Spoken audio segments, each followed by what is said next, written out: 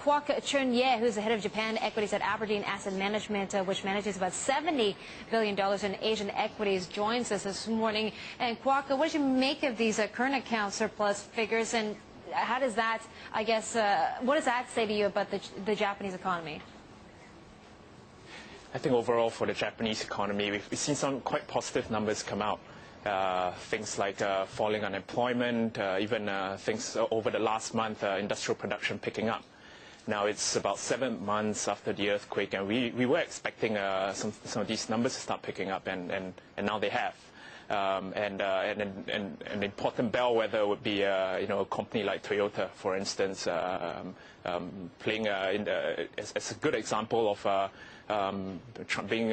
their numbers being translated in these economic numbers. They've stepped up hiring, production is back to normal, and so on, and they're doing pretty well. They're recovering much faster than expected. Yeah, so, Kwok, it's interesting you brought up Toyota, because Toyota actually says that they will shift more facilities overseas, buying more foreign parts with the strong yen at these levels. Pretty much what we're hearing from Nissan as well. Carlos Ghosn saying, with the yen so expensive at this point, he might be considering moving facilities overseas. To me, that doesn't sound like corporate Japan is doing well with such a strong, expensive yen.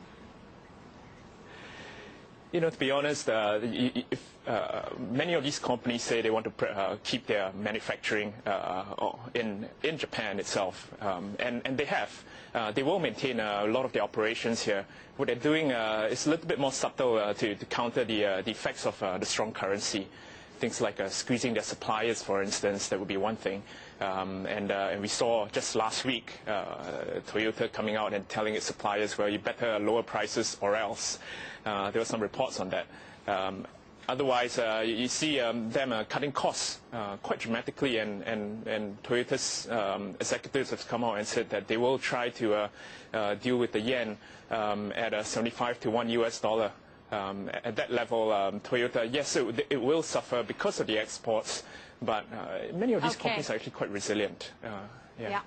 Kwok, let me just ask you, we have a global economic slowdown right now, but bursts of optimism on this European sovereign debt crisis being solved. How are you basically placing yourself amongst this volatility? I think we've sort of stuck to our knitting here.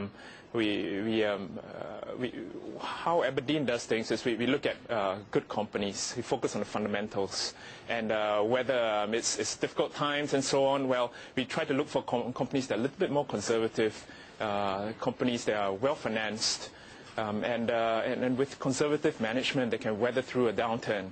And if you look at some of the companies that we have in our portfolios, companies like Unicharm, for instance, very good in Japan and across Asia. Okay, Kwok, thank you so much for your time. Great talking to you today.